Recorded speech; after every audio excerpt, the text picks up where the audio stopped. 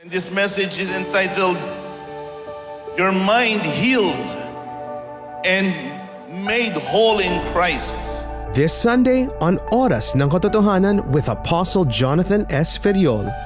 I want you to know it is not the presence, the existence of God that is the problem.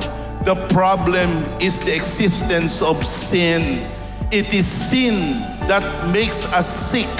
It is sin that ruins us. It is Satan that steals and kills and destroys us. Marahil ikaw ay nakikipagbaka sa mental illness. Ikaw ay nakikipagbaka na pribado at ikaw lamang sa anxiety, sa depression, and other mental disorders. I want you to know that help can be found in Christ Jesus. You can be helped. You can be healed. Only here on TV5.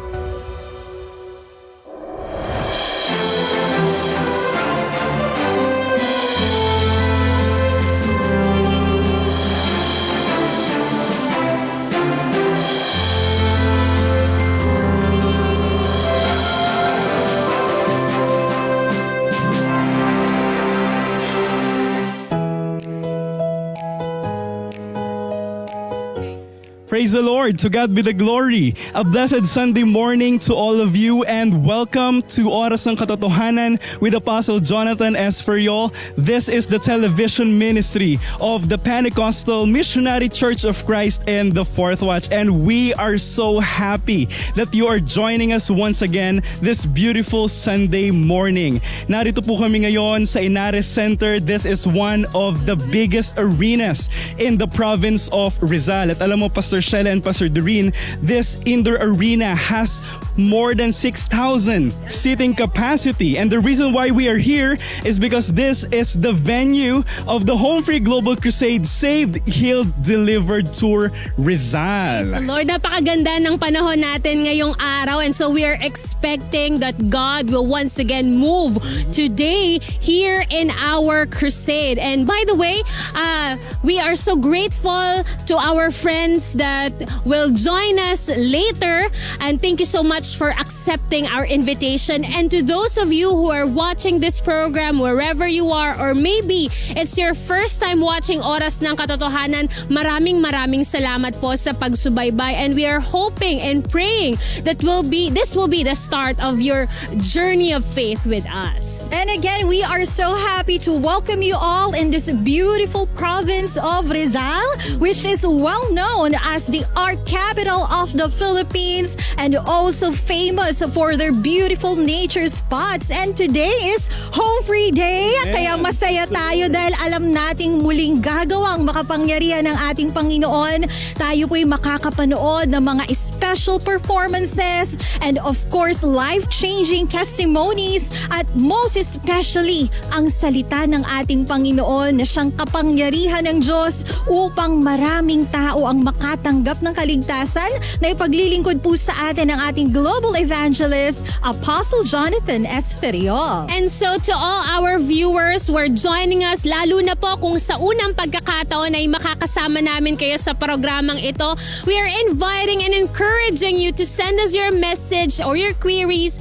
Know more about the PMCC Fourth Watch and this program, call us right now. But more than the music and special performances, if ever there is something that we must anticipate, it is none other than the Word of God. At sa umagang ito, dumating po tayo sa pinakamahalagang bahagi ng ating programang ito. Dilit-ibay ang pagbubulay ng salita ng ating Panginoon. The Word of God will once again be ministered by our program speaker, ang lingkod ng katotohanan, Apostle Jonathan S. Feriol.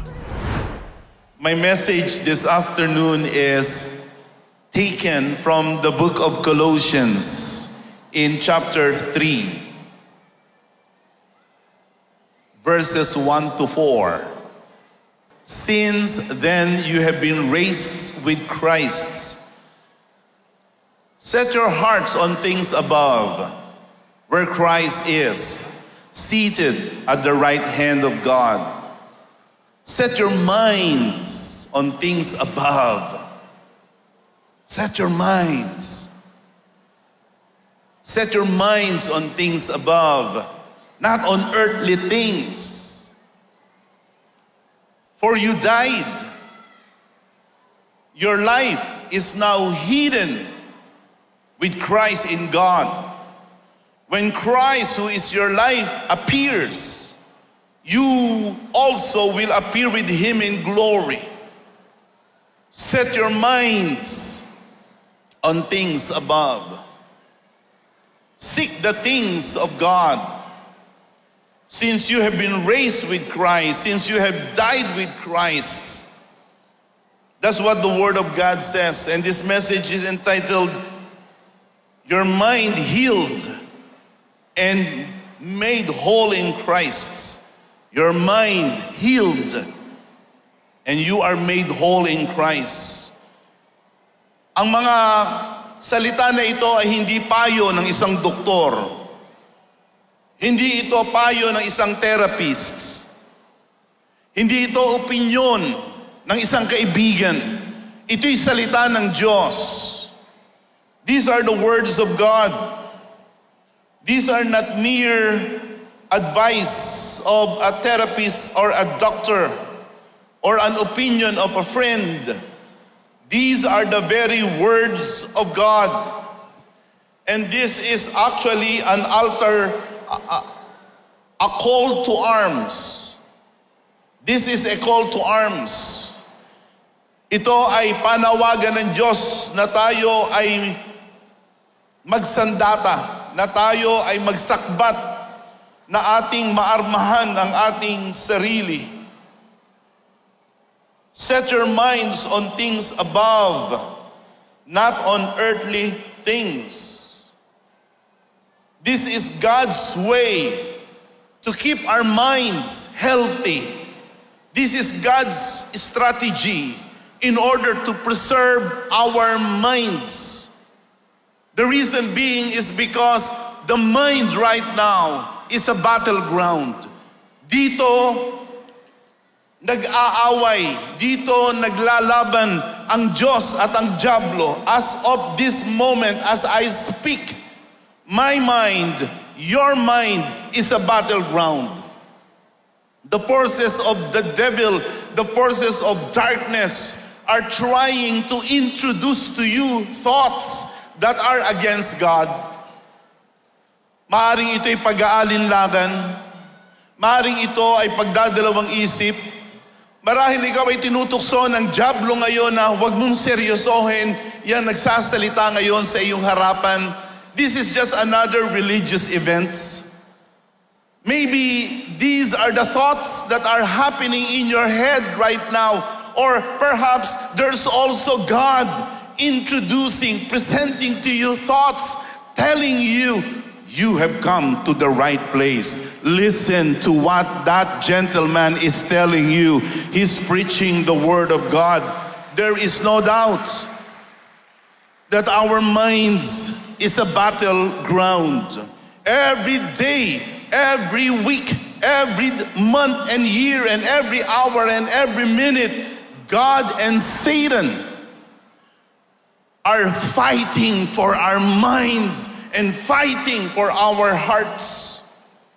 In the book of Romans, in chapter 8, verses 6 and 7, this is what the Word of God says: the mind governed by the flesh is death, but the mind governed by the Spirit is life and peace. The mind governed by the flesh is hostile to God. Ayaw sa Diyos, kumakalaban sa Diyos. It does not submit to God's law, nor it can do so. Those who are in the realm of the flesh cannot please God. Ito ang larawan ng digmaan ngayon sa ating isip. Ayaw magpatalo ang isip ng Diyos sa isip ng Diablo, at ang isip ng Diablo, ang isip ng sanglibutan ay ayaw magpasakop sa Diyos. And this is what I want you to know, that before you can receive the favor of God, the blessing of God to have a healthy mind, to have a whole new being, you must understand what Satan is doing right now. Ang dyablo ngayon ay may ginagawa. I mean, maniwala o sa hindi kayo, hindi natin mapipigilan ng dyablo na gawin ang kanyang gustong gawin sa ating isip. Satan attacks our mind in three major ways. Number one, he sickens our mind. He sickens our minds. Ang dyablo ang nagdadala ng sakit, pagkasira ng ating isip. Ang ating isip hiwalay sa Diyos ay mahina. Ang ating isip hiwalay sa Diyos ay walang kapangyarihan para daigin ang gawa ng dyablo. At ito ngayon ang ating nakikita sa ating panahon, sa ating henerasyon. Survey after survey, it shows that the mental health is one of the most serious diseases facing the Philippines today, if not the world. This is our clear and present crisis in the Philippines.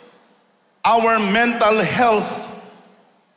Consider in the Philippines alone, over 12 million Filipinos are suffering from various mental diseases and disorders. Most common among Filipinos is depression, anxiety attack, schizophrenia. Ito ang mga karaniwang sakit sa isip ng mga Pilipino ngayon. 12 million of us are struggling and suffering from some form of mental illness. And the number is growing every year. Every year, the number of Filipinos who are suffering from depression, anxiety, and a host of other mental disorders is increasing by 2%. Sa katunayan, ang mental illness is the third most common disability in the Philippines. Hindi lamang sa Pilipinas, maraming tao ang may sakit sa isip, kundi sa buong mundo. According to World Health Organization, listen, 1 billion people are suffering from mental disorder. 1 billion people. And that's a lot of people suffering from that kind of sickness. And because of that, relationships fall apart. Because of that, productivity in a country is also suffering. The quality of life is compromised. Sa hapon na ito, marahil ikaw ay isang kabataan, o ikaw ay isang ina ng tahanan, o isang tatay, marahil ikaw ay nakikipagbaka sa mental illness. Ikaw ay nakikipagbaka na pribado at ikaw lamang sa anxiety, sa depression, and other mental disorders. I want you to know that help can be found in Christ Jesus. You can be helped. You can be healed. And whoever is behind our mental sickness is definitely Satan. Ngayon, maaari mong sabihin, Evangelist Jonathan, sinasabi mo ba na ang dahilan ng aking mental illness ay demonic? Sinasabi mo ba na ang dahilan ng aking depression, anxiety ay satanic? What I'm saying is this, nung tayo ay nilikha ng Diyos, hindi niya tayo nilikha na may sakit.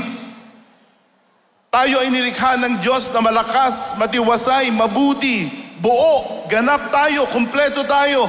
Subalit nung tayo ay nagkasala, tayo ay nagkasakit, tayo ay namatay, tayo ay nanghina, tayo ay nalayo sa Diyos.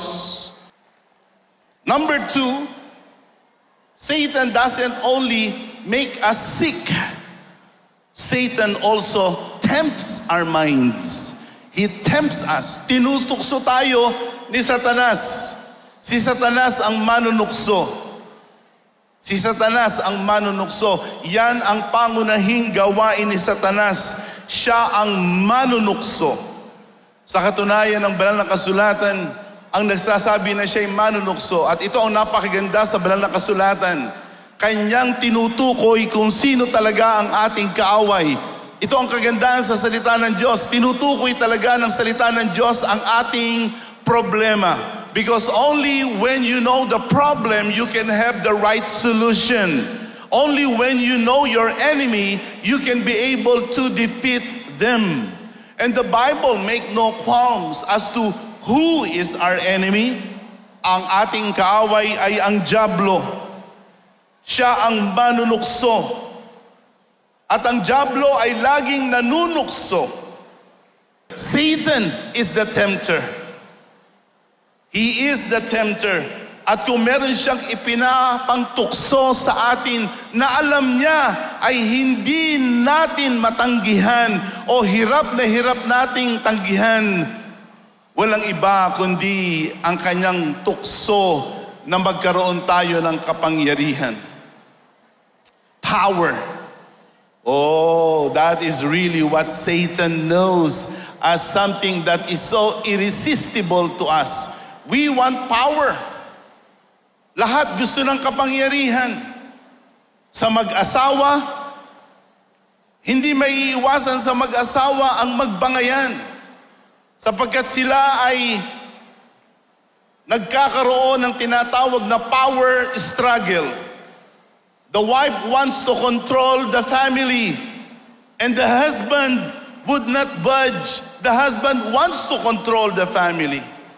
We want power over our lives, over our circumstances. Gusto natin tayo ay mas makapangyarihan laban sa mga nangyayari sa ating buhay. Gusto nating makontrol ang takbo ng ating buhay. Subalit dahilan sa tayo ay mahirap at mahina, we become powerless. Yan din ang ating nakikita sa ilang mga tao sa pamahalaan. Nagagawin lahat nila para lamang sila ay mailuklok, para lamang sila ay magkaroon ng kapangyarihan. At kapag ka sila'y nasa kapangyarihan na, ay gusto nila na yung kapangyarihan ay ilipat lamang sa kanilang mga kasambahay at sa kanilang mga sangbahayan. Satan understands that power is the most attractive to us. Sinasabi na power is aphrodisiac, na ang kapangyarihan ay kaakit-akit. Ito ang dahilan bakit gusto natin ng mas maraming pera, sapagkat sa ating pakahulugan, pag may rami kang pera, may kapangyarihan ka. Gusto natin ang katanyagan sapagkat ating ipinagpapalagay na kung tayo ay kilala, ay meron tayong kapangyarihan. Ito ang dahilan kung bakit gusto nating lumakas na pisikal, sapagkat alam natin na kung tayo ay malakas na pisikal, tayo ay may kapangyarihan. But I want you to know that if you are in sin, kung ikaw ay nabubuhay sa kasalanan, listen and look at me. If you are living in sin, the Bible says, you are powerless.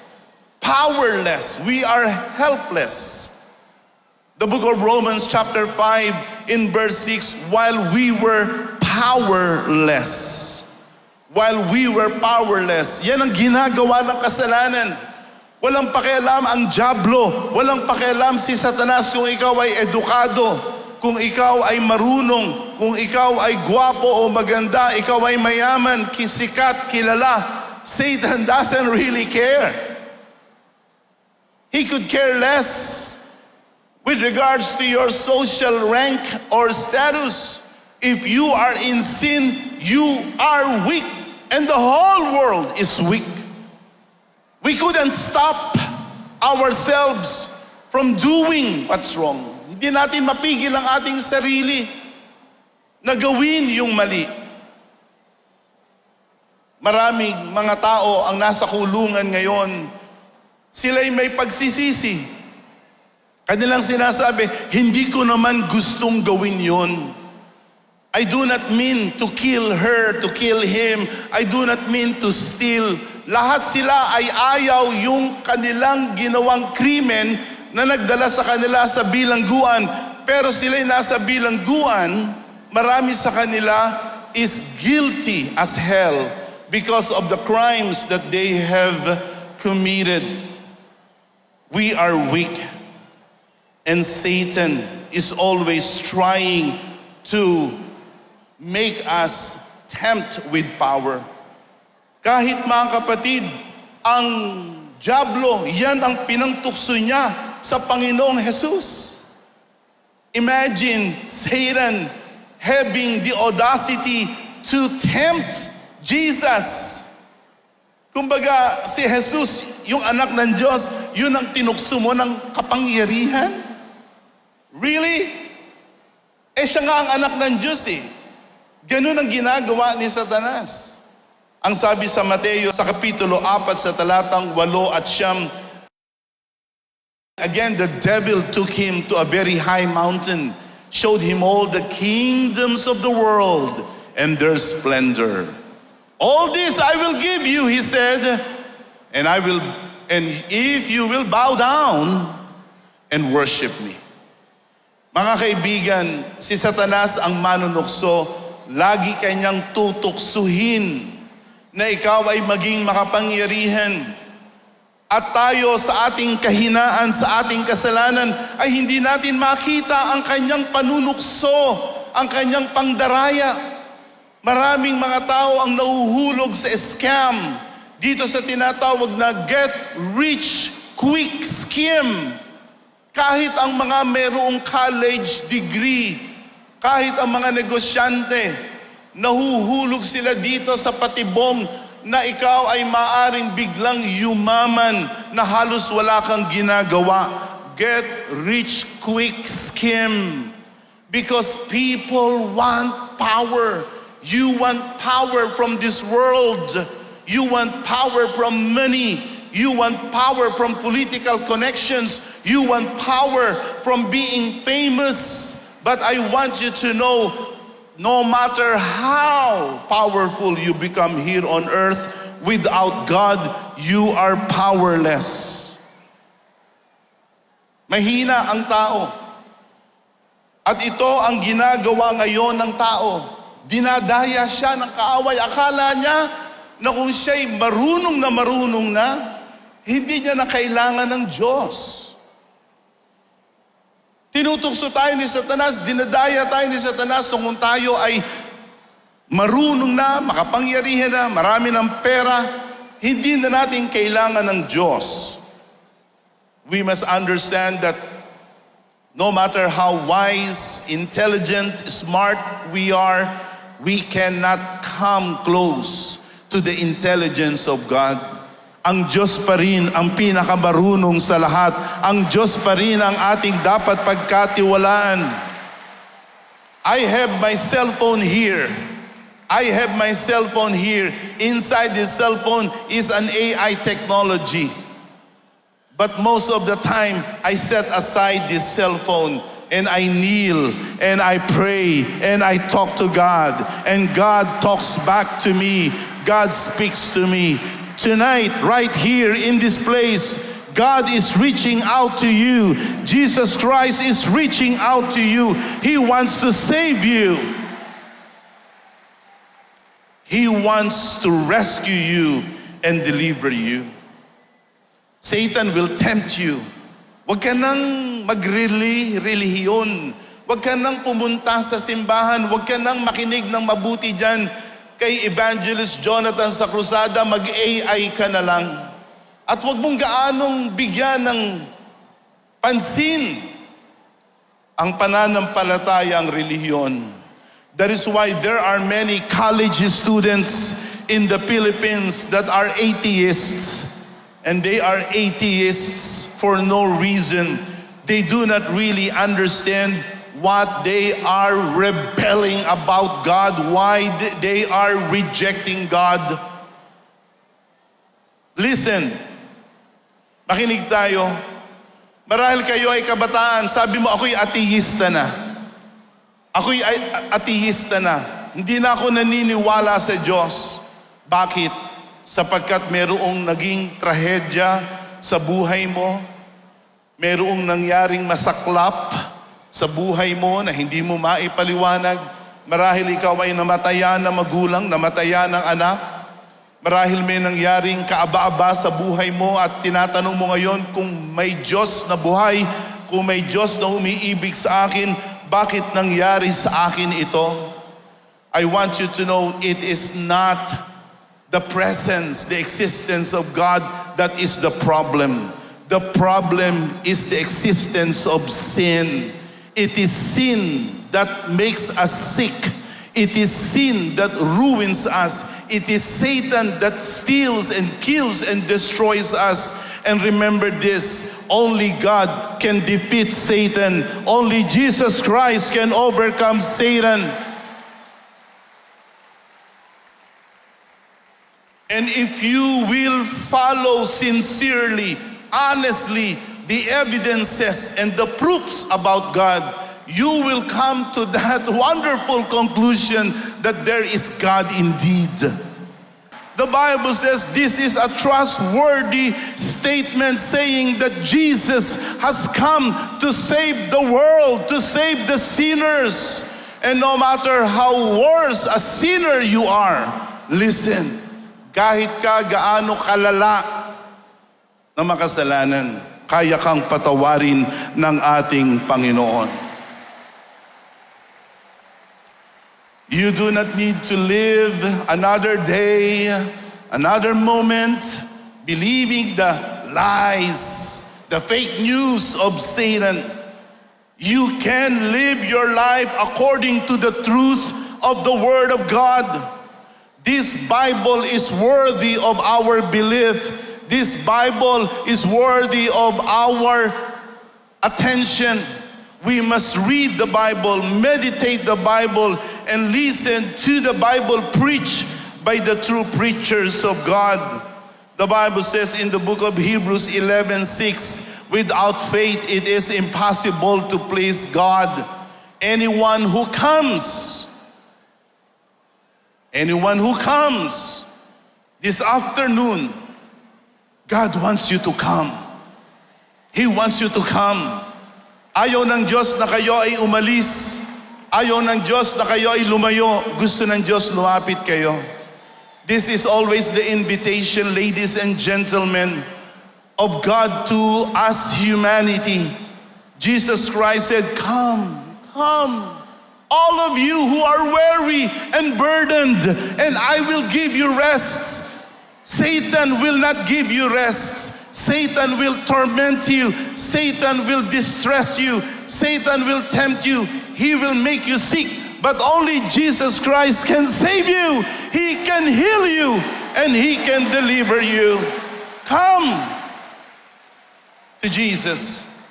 Sa ilang sandali, ang bahaging ito ay walang upuan sapagkat ang aking panalangin at ang aking pag-asa na bago matapos ang hapon na ito, ang iba sa inyo ang gustong sumampalataya sa Panginoong Jesus ay lalapit sa unahan at aking kayong ipapanalangin. At ang sabi ng banal na kasulatan, he must believe He exists. He rewards those who earnestly seek Him. Isn't that great? Isn't that awesome? That if you will believe, He will reward you. There is a reward waiting for you tonight, right here in this place. Receive it, come forward.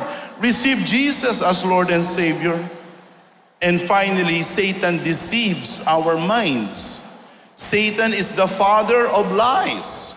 John 8:44. Ang sabi ng Panginoong Jesus, kayo ay sa inyong amang ang diablo. You belong to your father, the devil. That's what the Bible says in English. You belong to your father, the devil. You want to carry out your father's desires. He was a murderer from the beginning. not holding to the truth, for there is no truth in him. When he lies, he speaks his native language.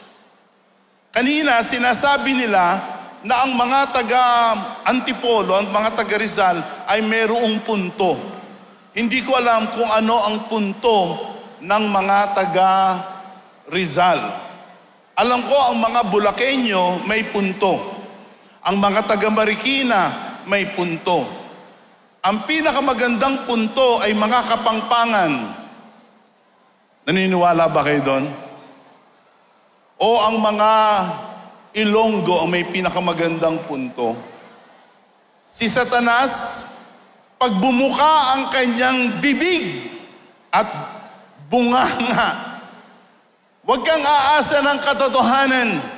Lahat ng sasabihin ni Satanas ay kasinungalingan. Yan ang hari ng fake news. Kaya pag kayo ay lagi nagkakalat ng fake news, para kayong kasama sa kampon ni Satanas. Do not spread fake news. Stop gossiping. Stop spreading lies about others. We must live according to the truth. Satan is our father of lies. At darating ang panahon na mayroong isang tao, isang lalaki na lilitaw sa ating kasaysayan. Ang tawag sa kanya ay si Antikristo. At si Antikristo ay mandaraya. Siya ay lilitaw sa ating kapanahunan. Taglay niya ang sinasabi ng Biblia na kahanga-hangang kasinungalingan. O sa Ingles ay counterfeit miracles. Imagine, hindi lahat ng himala, hindi lahat ng kababalaghan at ang mga tanda na ating nakikita sa social media, sa ating barangay, sa ating lalawigan, sa ating syudad ay sa Diyos.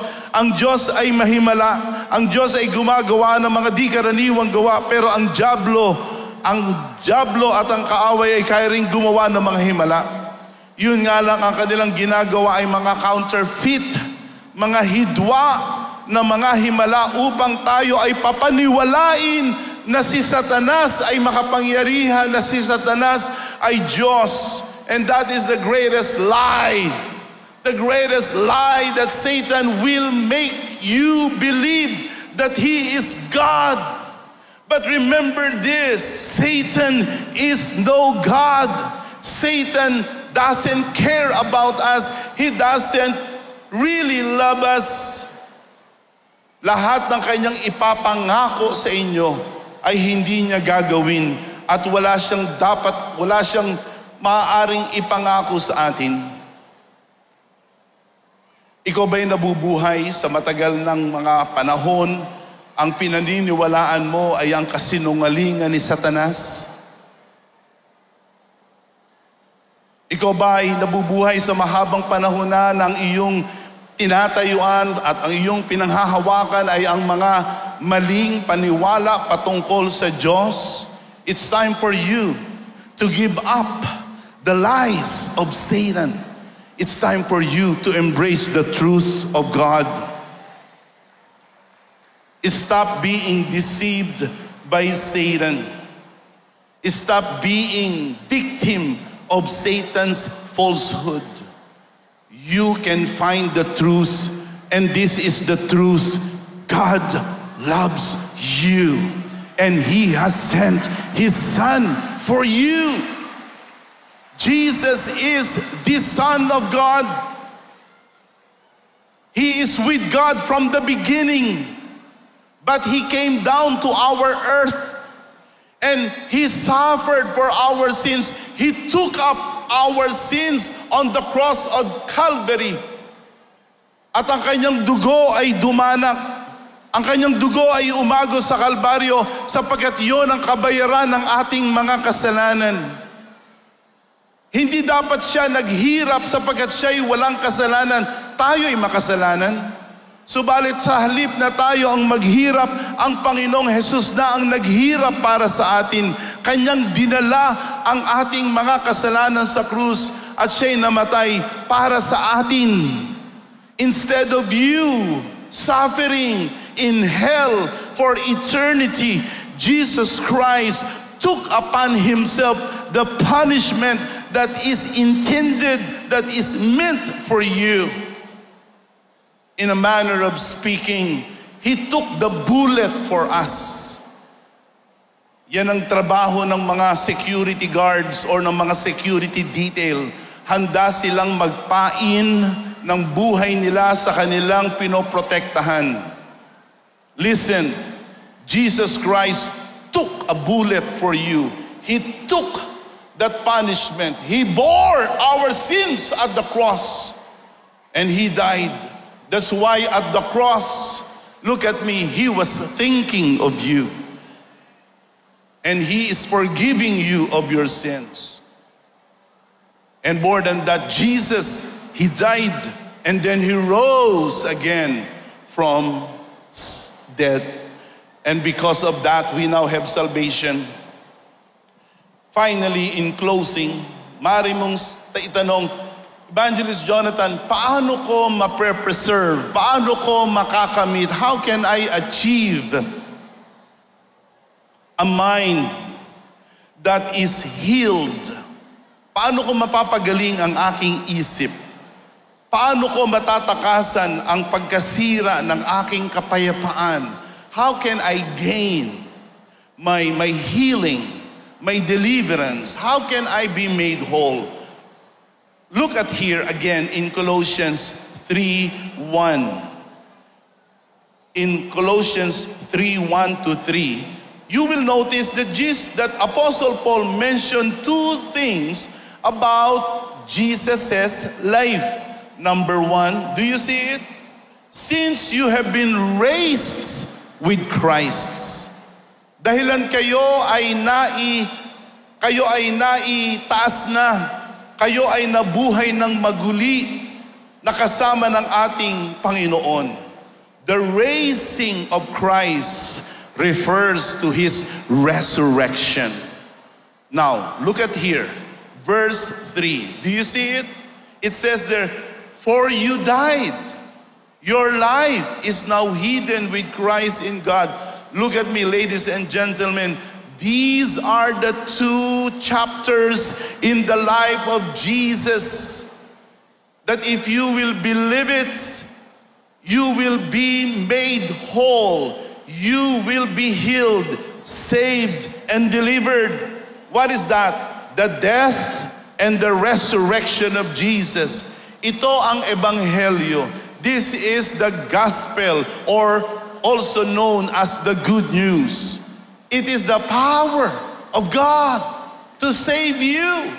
Today, you can be saved.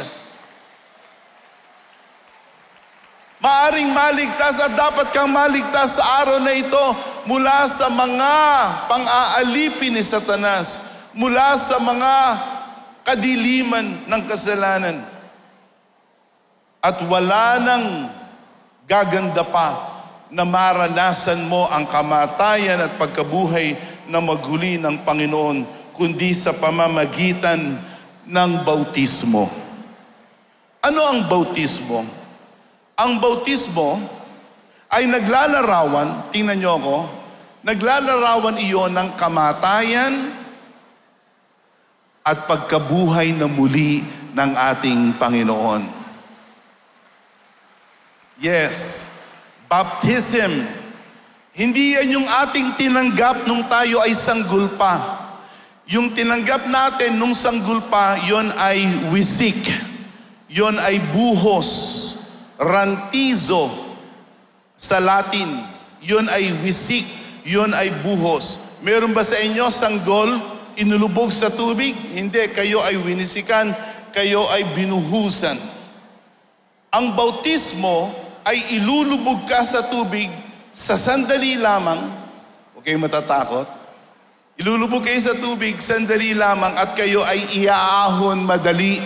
Yon ay paglalarawan ng kamatayan at pagkabuhay na maguli ng ating Panginoon. Sa katunayan, makikita ninyo ang mga video snippets kung paano ang bautismo ay nagagawa. Sa katunayan, sa aklat ng Roma, sa kapitulo 6, sa talatang 4 at 5, pansinin ninyo ang paglalarawan ng bautismo. Look at how baptism is illustrated. Follow me. We were buried with Him through baptism into death. Pag pala ikaw ay binautismuhan, para kang namamatay.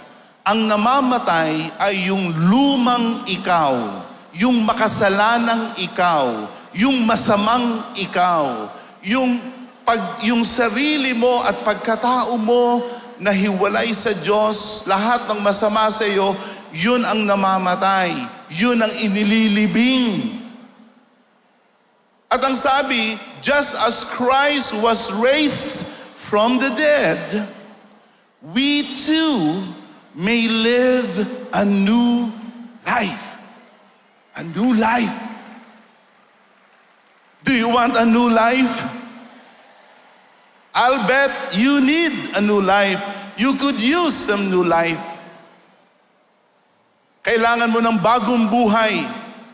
Subalit habang ikaw ay nasa kalagayang makasalanan, hindi mo mababago ang sarili mo. Diyos lamang ang makapagbabago sa iyo.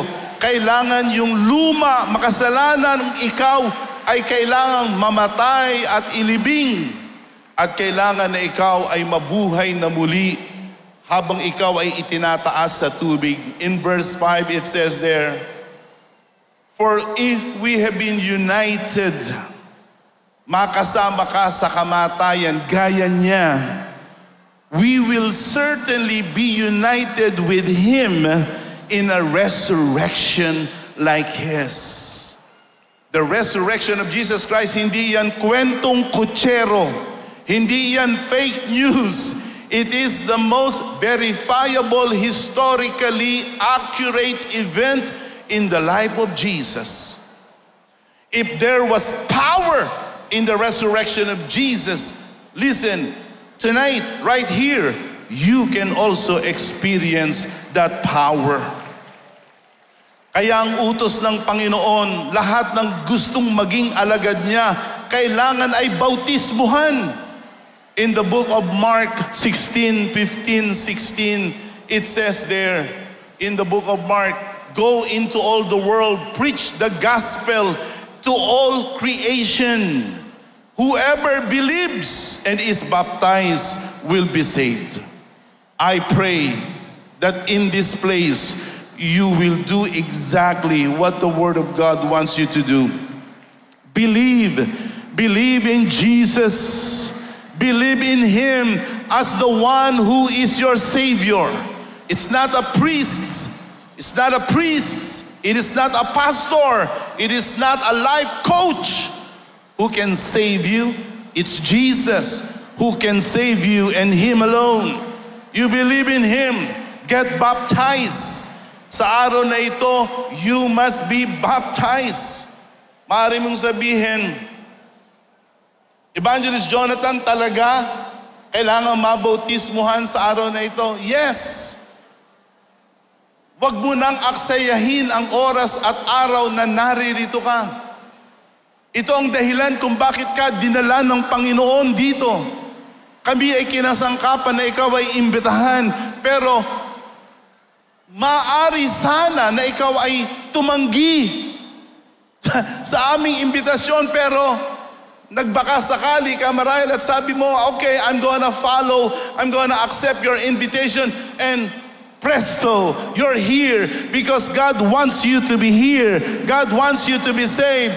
God wants you to be cleansed. God wants you to be saved. Get saved in this place. In the book of Acts 22:16, this is what the Word of God says. Now, what are you waiting for? Ano pa hinihintay mo? Naalala ko yung kasabihan natin, di ba? Ano pa hinihintay mo, Pasko? What are you waiting for? Get up, be baptized, wash your sins away, calling on His name. That is exactly what's gonna happen. Your sins will be washed away. Your sins will be washed away. Would you like your sins to be washed away? Would you like to be clean before God? Get baptized. Mayroong isang lalaki, ito ay taga-Ethiopia. He was an Ethiopian prince. Nung marinig niya ang pangangaral ng Ebanghelyo, naunawaan niya ang mensahe ng Ebanghelyo, at ang sabi ng Ebanghelyo, kailangan mong mabautismuhan. Maya-maya, yung kanyang chariot, wala pang kotse noon, ang noon ay karwahe, kariton, hindi naman kariton, karo na mayroong kabayo. Dumaan sila sa tubig. Yan ang ating makikita sa Book of Acts. This is what the Bible says in the Book of Acts in chapter 8 verse 36. Dumaan sila sa tabi ng daan na may tubig. Ang sabi ng lalaki, look, tingnan mo, may tubig, here is water. What can stand in the way of my being baptized? In the next verse, in 37, listen carefully. I'm about to end. He gave orders to stop the chariot. Philip and the eunuch, the Ethiopian prince, went down into the water. Philip baptized him. Now, look at me. You know what? In this place, we brought the water for you. Can you imagine that? Behind this building is what we call a baptistry. You can actually see how it looks like, and later on, kayong babautismohan, you will see how it's being done. It is so fast, it is so quick. Before you know it, you're done. You have accomplished the will of God in your life. Now, ayoko na kayo ay magpabautismo sapagkat sinabi ko lang.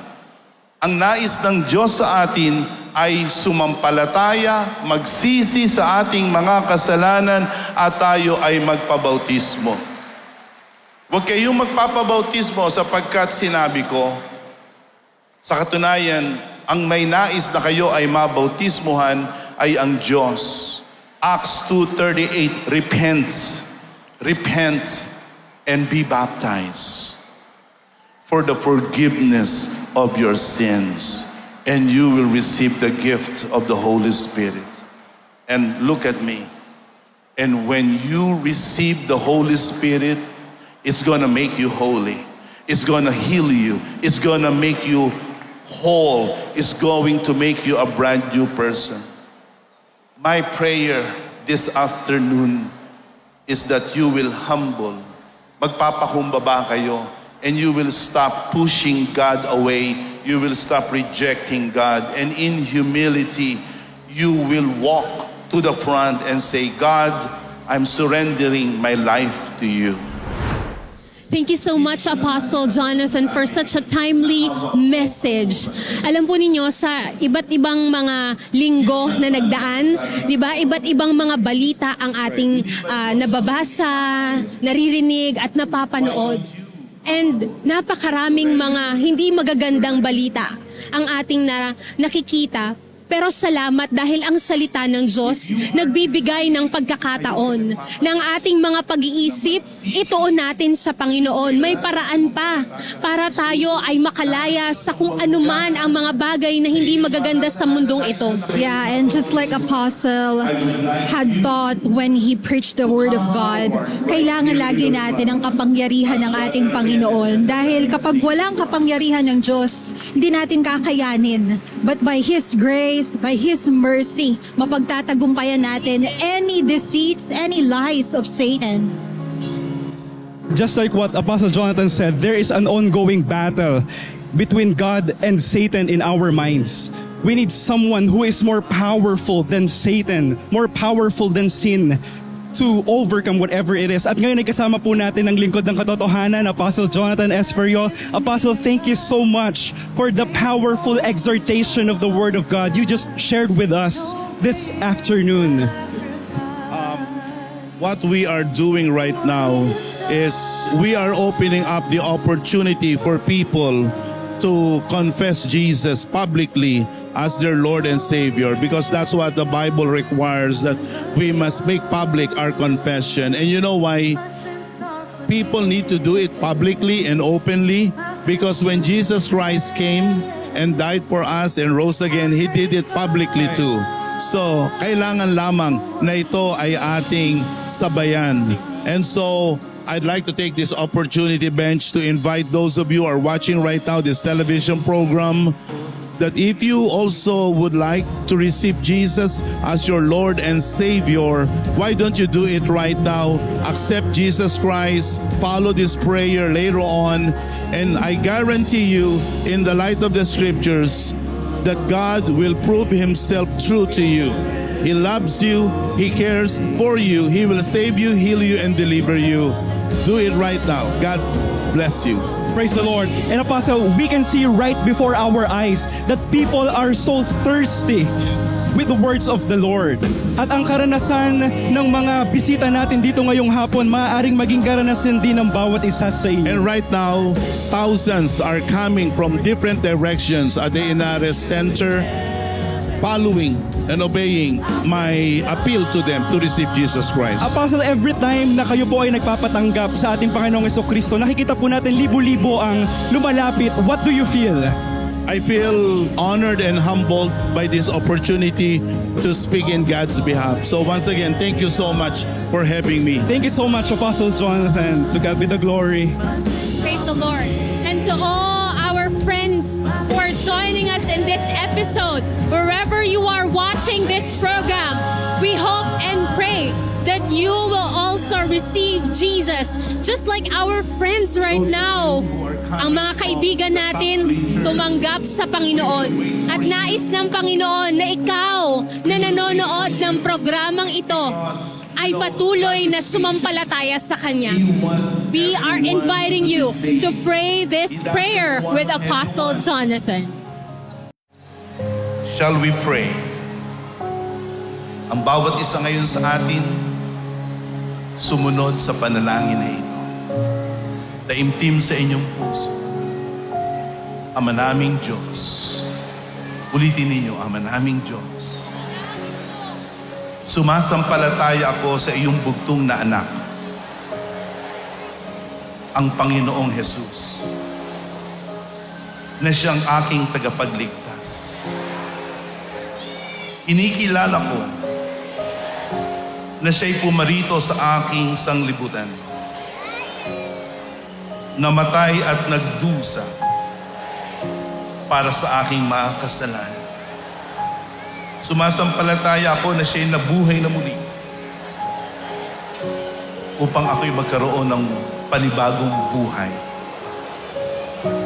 Nagsisisi ako sa aking mga kasalanan. Tatalikuran ko ang mga ito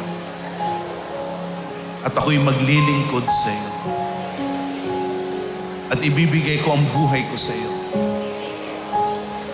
Panginoong Jesus, pumasok ka sa aking puso at doon ay maghari. Salamat sapagkat ako'y minamahal mo at iniibig mo sa kabila ng aking pagiging makasalanan.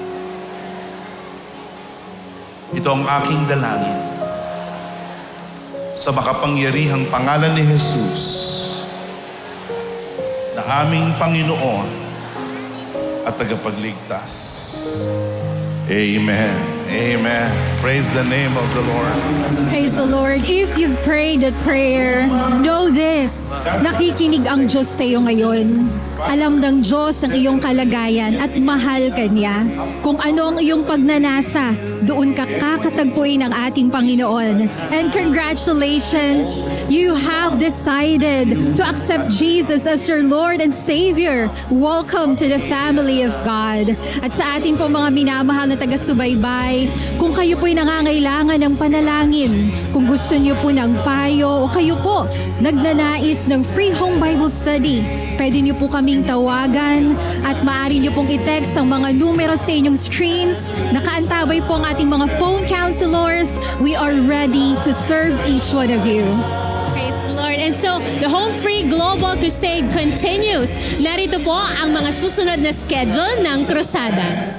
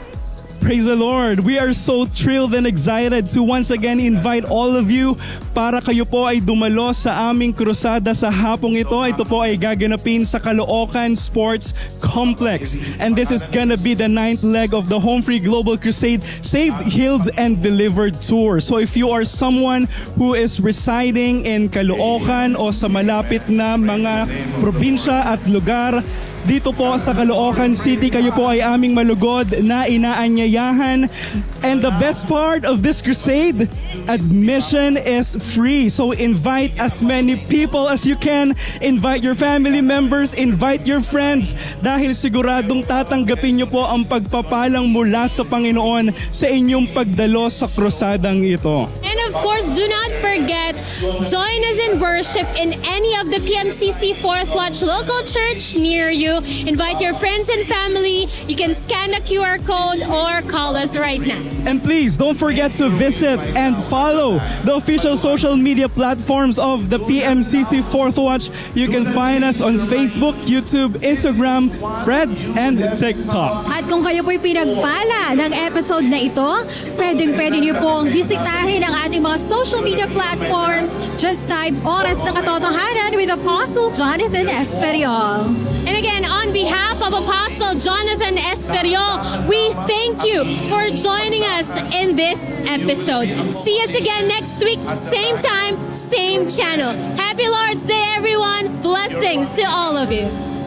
Oras ng katotohanan, suliranin mo'y maiibsan, mga problema mo'y malulunasan, kung mga payo ay pakikinggan, halina't pakinggan aming kaibigan, kanyang panawagan.